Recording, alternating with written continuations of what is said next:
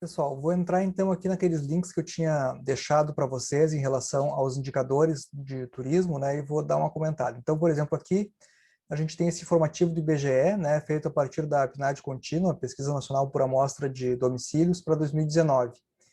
Então, o que a gente nota aqui, né, que principalmente os brasileiros viajam dentro do seu próprio país, né, 96% das famílias que vão realizar uma viagem realizar uma viagem no Brasil e só 4% no exterior, né? E que a maior parte dos domicílios, né, 78% não viajaram no período, né? E o principal motivo em relação a isso foi a questão financeira, né? E aqui, de novo, um pouco quanto isso acaba sendo um inibidor para as viagens, né? Em segundo lugar, a questão do tempo, né? Aqui os tipos de viagem, enfim. E aqui ele nos dá também um pouco outras informações, né, sobre como é que é essa questão dos fatores restritores das viagens em relação às classes de rendimento. Então, a gente nota aqui que, por exemplo, para quem tem 4 salários mínimos ou mais, a principal restrição para se viajar é a questão do tempo, né, de não ter tempo. E, enfim, do outro lado, né, o pessoal com uma renda menor afirma que é a questão do dinheiro, a principal inibição, né? Um outro elemento também que é interessante avaliar é a duração dessa viagem em relação aos pernoites, né? Então, a maior parte das viagens, principalmente as de cunho pessoal, né? Enfim, as duas aqui estão na mesma média, são de 2 a 3 pernoites, né? E outras viagens aqui de 4 a 5 e em viagens de um pernoite. Isso é interessante a gente pensar o tipo de destino para quais essas viagens se destacam, né? Então, por exemplo, geralmente em relação a um destino de praia ou de vilejadura, assim, por exemplo, ficar numas termas ou esse tipo de coisa, né? As viagens são um pouco mais longas, são de 4 a 5, 6 a 7, né?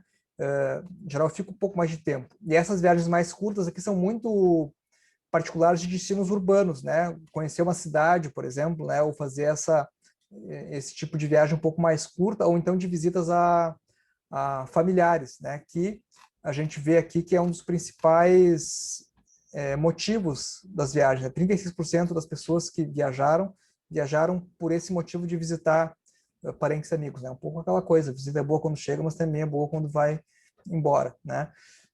Aqui 31% é lazer, então, questão de saúde, né? E aqui dentro dessa perspectiva de tratar todo tipo de mobilidade como mobilidade turística, né? Nesse sentido aqui. Enfim, o tipo de destino que é buscado, né? Interessante ver isso aqui também. Sol e praia é o principal, depois cultura, natureza, ecoturismo ou outro tipo, né? O tipo de hospedagem que é buscado também, né? Sendo a casa de amigos e parentes o principal, mas também o hotel aqui aparece com certa importância, né? E o quanto isso varia entre as diferentes classes, aqui o tipo de transporte utilizado, sendo o carro o principal, né? E a importância que ele acaba tendo aí nesse sentido. O avião, por outro lado, né? E aqui a gente vê um certo decreto, enfim, né? Quanto para viagens profissionais, o avião é muito mais utilizado, né? Se a gente comparar com viagens pessoais, né? Então, essa questão do público corporativo, principalmente para o avião, né? E isso tem algumas implicações, por exemplo, uma viagem de carro, em geral, eu não vou tão longe quanto uma viagem de avião, né? Ônibus de excursão aqui, nesse patamar de 7%, né? Enfim, e aqui os estados, né? Então, a maior parte dos deslocamentos ocorrem em São Paulo. Minas, em geral, os estados têm uma população maior, né? São Paulo, Minas, e aqui as unidades mais procuradas, né? Enfim, e aqui um pouco essa diferença que eles fazem, né, entre o estado emissor e o estado receptor também. Então, a gente vê aqui que o Sudeste é o principal emissor de viajantes, né?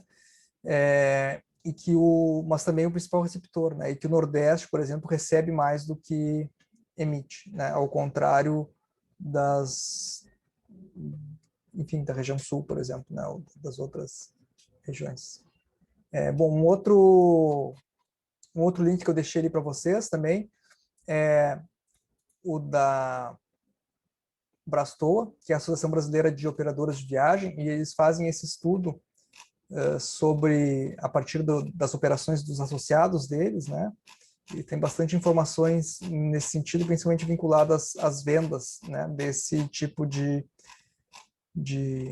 serviço. Então, aqui, as principais diárias em hotéis, né, dos hotéis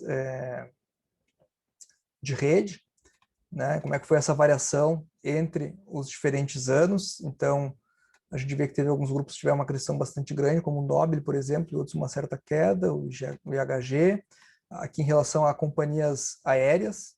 E alguns elementos que eu gostaria de destacar aqui principalmente, né, é essa diferença que existe entre viagens domésticas e viagens internacionais em termos de faturamento para as agências, né, ou seja, as viagens domésticas, elas acontecem mais, mas elas têm um faturamento menor, e as viagens internacionais são menos em quantidade, mas apresentam um faturamento maior nesse sentido, de que o Nordeste, então, também acaba sendo uma região muito vinculada a esse turismo feito a partir de operadoras, né, diferente da visitação do Sudeste, que é uma coisa que vocês vão encontrar quando analisarem o site das agências de viagem, tá? Então, enfim, aqui em relação, por exemplo, ao método de pagamento, né, como é que isso tem uma influência, por exemplo, né, essa possibilidade de eu financiar a minha viagem ou não, e isso vai ser um dos fatores econômicos, aquele que a gente comentou, né, já que a gente viu pela pesquisa do próprio IBGE, que é o dinheiro o principal restritor, né, então o meio de pagamento acaba tendo uma influência aqui nesse sentido. E aqui a duração da viagem em relação ao faturamento, né? Então, se vocês puderem dar uma navegada nesses relatórios aqui, se tiverem alguma dúvida, é bacana vocês buscarem entender isso, né, para entender um pouco como é que funciona essa dinâmica do mercado turístico, né? E aí, claro, eu, né, coloquei ali uma tarefa de entrar no site da própria Brastoa, né, e clicar aqui em associados e escolher uma dessas operadoras aqui, vou pegar uma aleatória, por exemplo, né, ambiental, e aí ir para o link aqui e ver quais são os destinos que eles estão ofertando, né, e procurar refletir um pouco sobre que tipo de destino que é, como é que essa oferta acontece em relação a termos de duração da viagem, custo, né, público-alvo que vocês imaginam que seja voltado para esses visitantes, né? Então, vocês notam aqui uma agência, por exemplo, ambiental, focada nessa questão do segmento de aventura, né? Se a gente for analisar o site de uma outra agência, possivelmente vai ter uma outra segmentação, então, nesse sentido é que fica esse exercício, assim, de dar uma navegada. Nesse sentido, vocês podem depois enviar o link enfim, do que vocês acharam, né, com o resultado dessa pesquisa na internet de vocês. E eu coloquei ali também o link dessa proposta aqui do Canadá.